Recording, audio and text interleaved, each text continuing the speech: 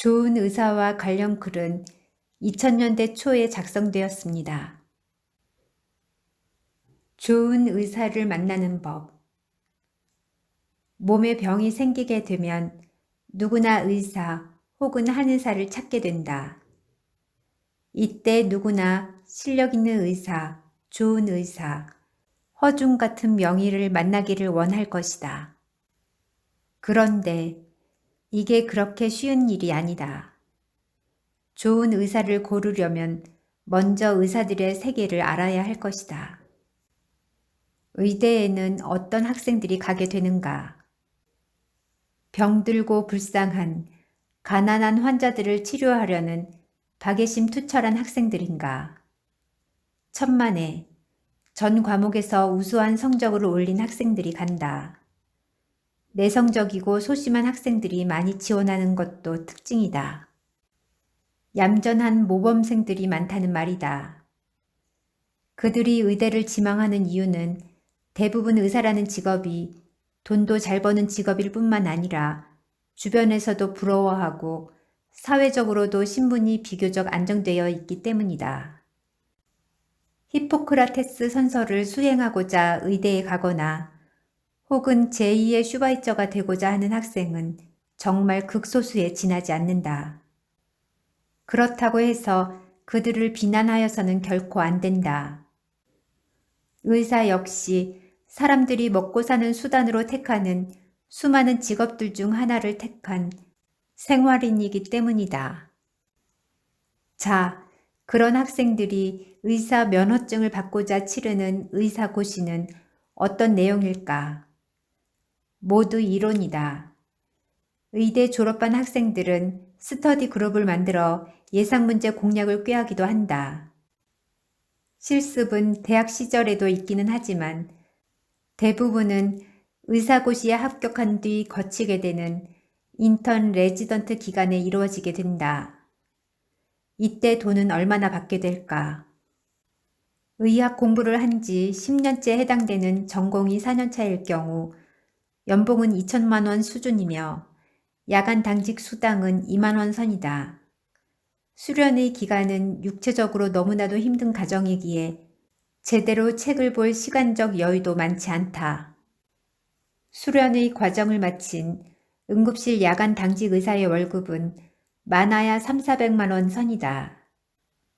인기 진료 과목이라고 할 수 있는 안과, 성형외과, 피부과, 비뇨기과, 이비인후과, 가정의학과 등에서 전문의 자격을 딴 30대 초중반의 의사는 봉급 의사로 일할 경우 아주 잘 풀리면 연봉 1억도 받지만 실상은 그 이하를 받는 경우가 더 많다.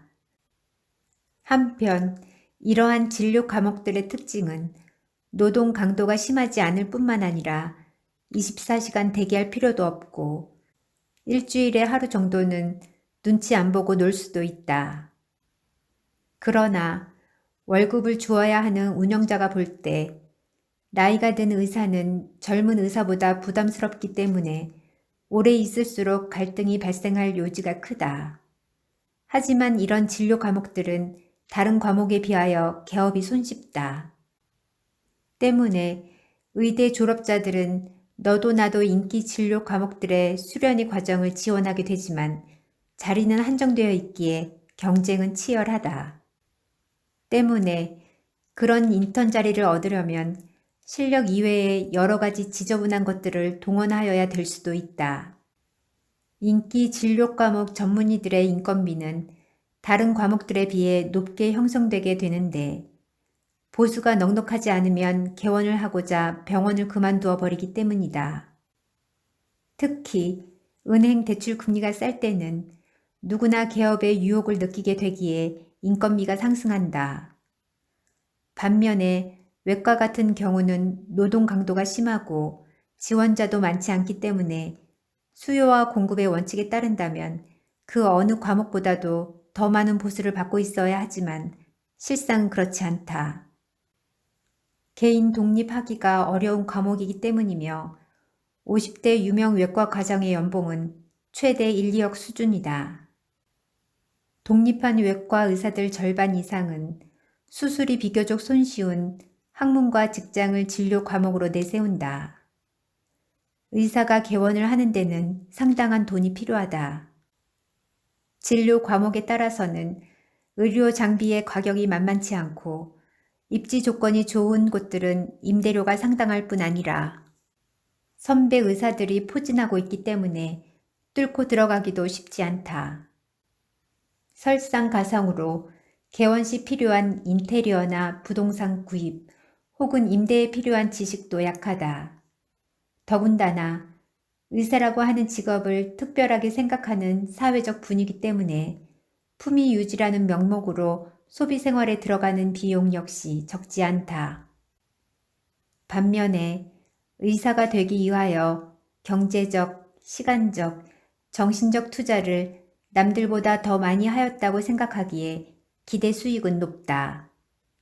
그러다 보니 어떤 의사들은 수련의 단계에서 이미 상당한 빚을 지는 경우도 있게 되고 연봉이 많아도 여전히 빚에 시달리기도 하며 개원을 하면서 엄청난 빚을 지기도 한다.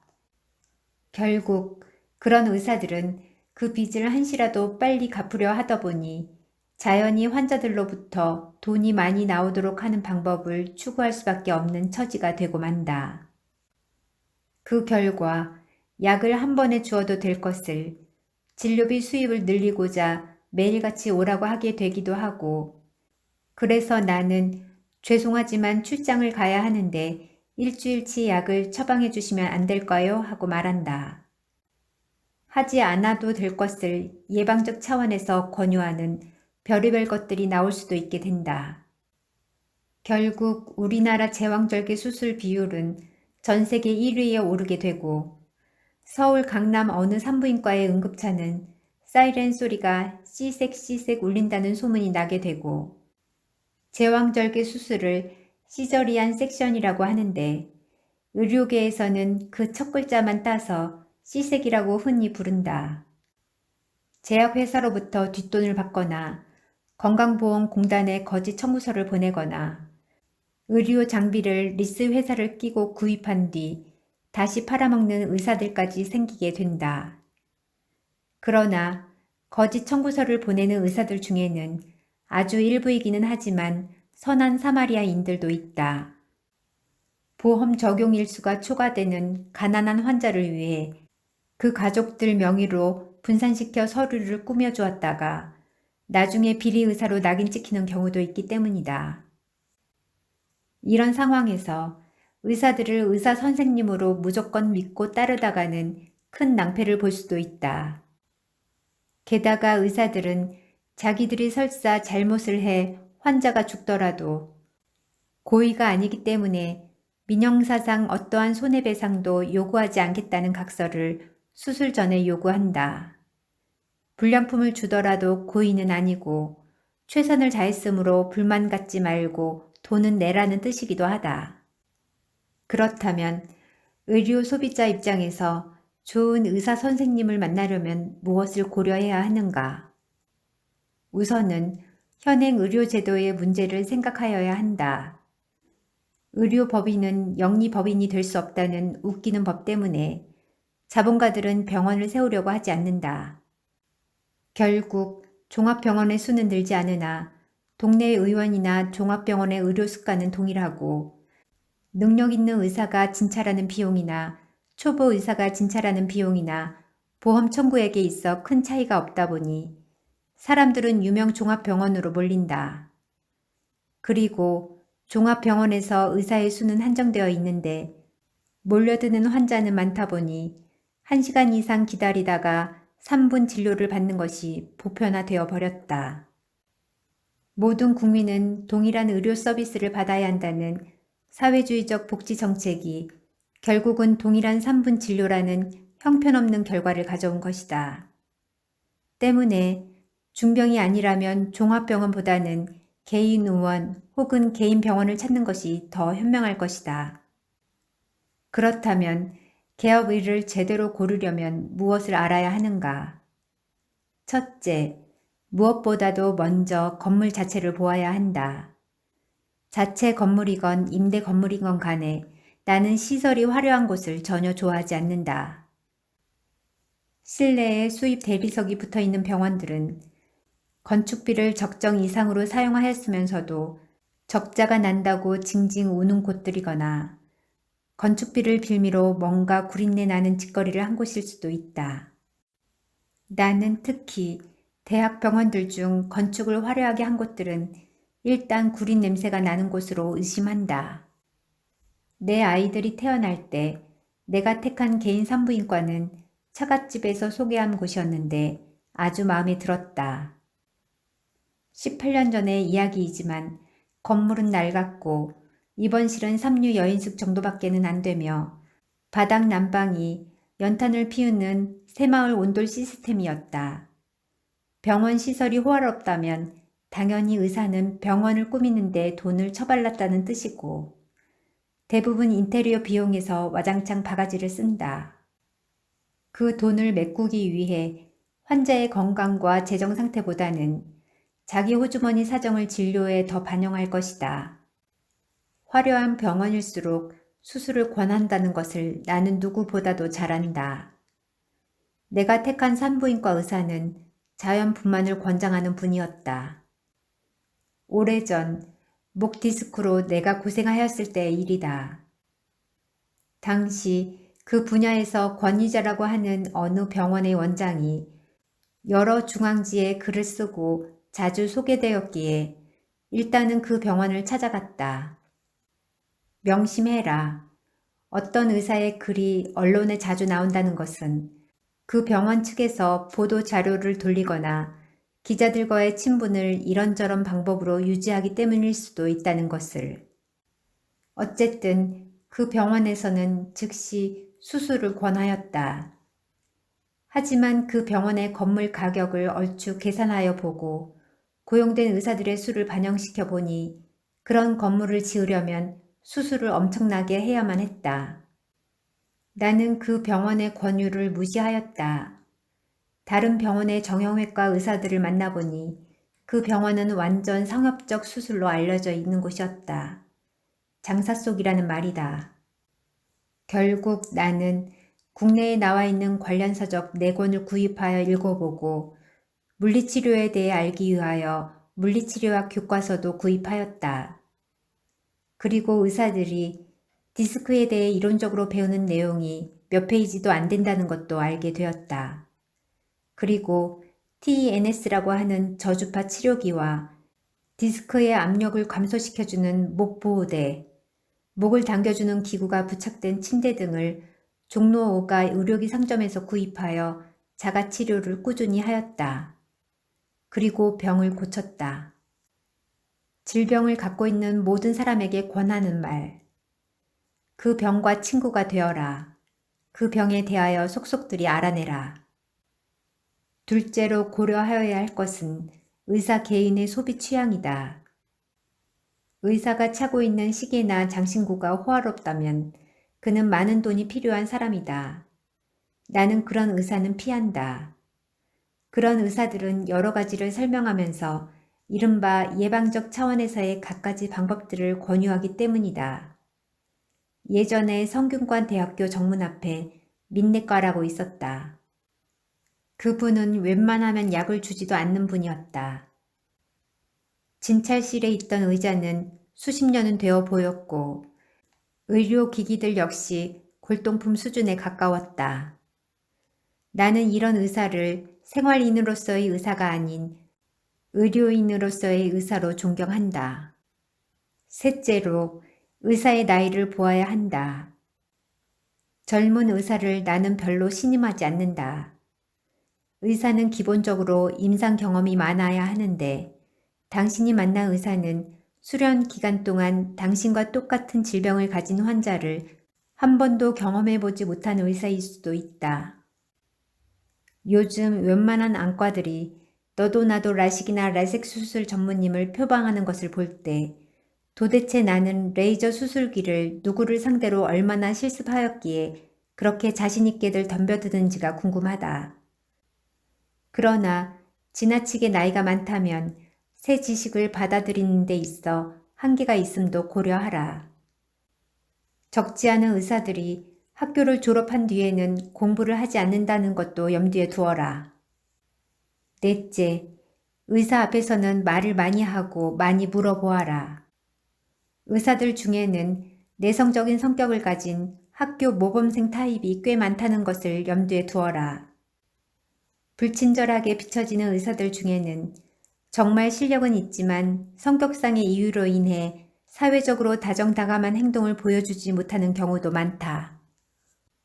이런 의사들은 환자들에게 권위적으로 비춰지기도 하지만 외향적인 면이 없기 때문에 그런 인상을 줄 뿐이다. 그런 의사들에게는 환자가 먼저 말을 많이 걸고 많이 물어보아야 한다. 즉, 의사가 답변을 하면서 말을 많이 하도록 유도하라는 말이다. 다섯째, 자기만의 비법이 있다는 말을 하는 의사는 양이이건 한이이건 모두 절반은 도둑이라고 생각하라. 어느 한 의사만 알고 있는 비법이란 존재하지 않는다. 예전에 용하다고 알려진 어느 한의사가 있었는데 환자들이 바글바글 됐다. 나중에 밝혀진 바에 의하면 웬만한 한약재마다 스테로이드제를 섞어주었기에 반짝 치료 효과만 있었고 부작용이 상당하였다. 여섯째, 중병일 경우 절대 어느 한 의사의 말만 듣지는 말아라. 그 의사가 유명 대학병원 고참 의사라고 할지라도 그렇다. 반드시 두 군데 이상의 비슷한 임상 경험을 가진 다른 의사들의 의견을 들어라. 어떤 병원에서는 당장 수술을 해야 한다고 엄포를 놓는 병이 다른 병원에서는 전혀 다른 진단 결과가 나온 예를 나는 여러 번 보았다. 반대로 몸에 특별히 이상한 곳이 없다는 소견을 받은 사람이 나중에 갑자기 죽어버리는 경우조차 하나둘이 아니지 않은가. 물론 의사들은 환자들이 의사 쇼핑을 다니는 것을 싫어하지만 그래도 다른 의사의 말도 들어보아라.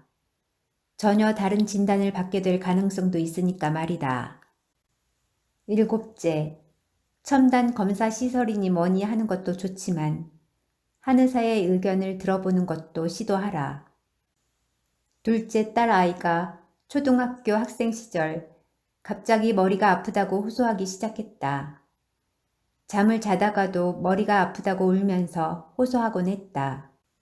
그리고 한 달 동안 종합병원들을 다니면서 갖가지 검사를 지겹도록 다 받았다. 결론은 육체적으로는 이상이 없으니 소아정신과로 가라는 것. 그래서 혹시나 해서 동대문 근처에 있는 한의원을 찾아갔다. 평소에 다니던 곳인데 건물이 거의 쓰러져 가는 수준이다. 거기서 한 의사가 딸아이를 이리저리 10분 정도 만져보고 내린 진단 결과는 칼슘 부족. 딸아이는 얼마 후 웃음을 찾았다. 그러나 양이가 고칠 수 있는 병을 한의에게만 매달리는 바람에 병이 커진 경우도 나는 많이 보았다. 양이와 한의의 세계가 다르다는 점을 인식하고 스스로 균형을 잡는 것이 좋을 것이다. 여덟째, 자격증을 구분할 줄 알아라.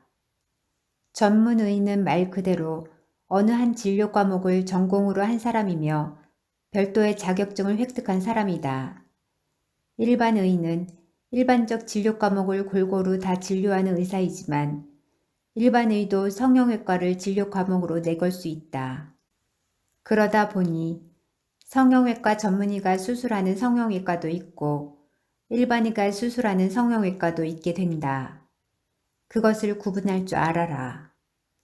그리고 의학 박사들은 수없이 많은 질병들 중 어느 특정 한 병을 연구해서 어떤 이는 연구한 척해서 학위를 받은 것이다. 그 병이 아닌 다른 병들에 대해서는 전혀 박사가 아니라는 말인데도 사람들은 의학 박사를 무슨 신통방통 허준으로 믿는다. 아홉째, 비정상적인 방법으로 병원을 운영하는 의사들도 있다.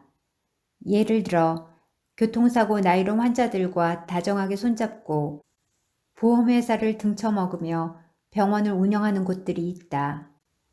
이런 곳에 당신이 다른 이유로 인해 가게 된다면 멀쩡한 사람도 환자로 둔갑시키는데 당신 같은 환자 호주머니를 안 털어내려고 할 리 있겠는가? 이런 의사들 중에는 상해 진단서를 당신에게 유리하게 발부해주는 고마운 의사가 있을 수도 있다. 한의사들 중에도 이런 경우가 있는데 주로 값비싼 보약을 계속 먹으라고 유도한다.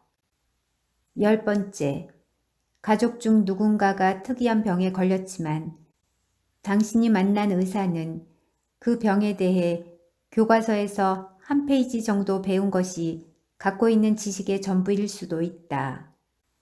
그 정도 지식은 당신 역시 찾아볼 수 있는 것임을 믿어라.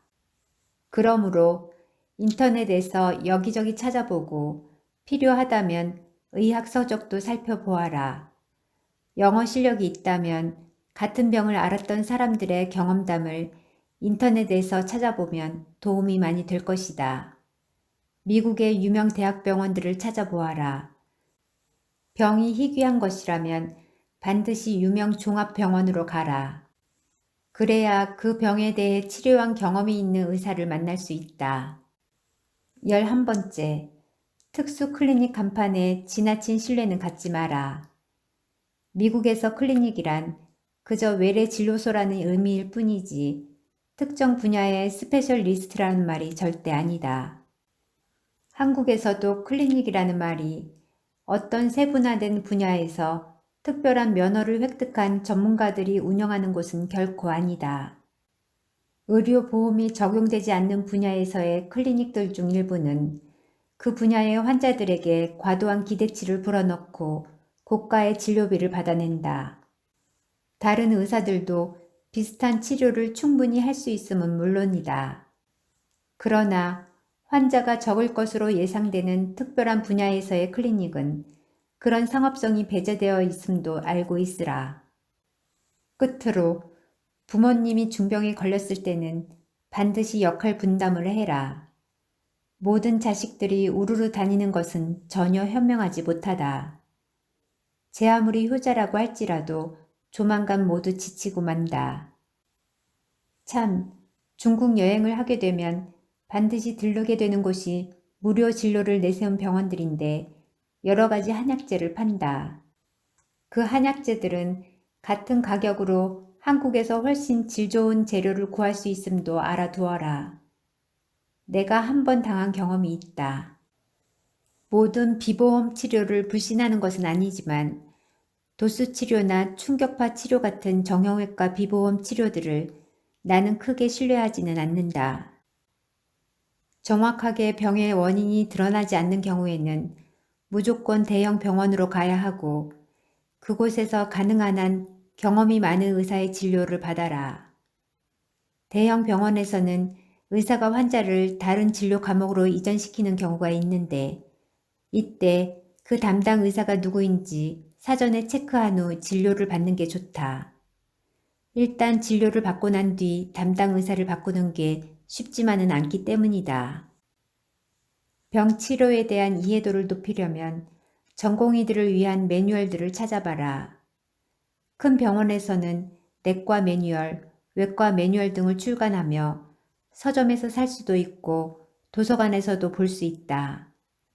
고령화가 빨리 된 일본에서 공부한 송영동 박사가 일본의 임상 지식을 번역한 무릎 통증, 아프니까 무릎이다 같은 서적도 있다.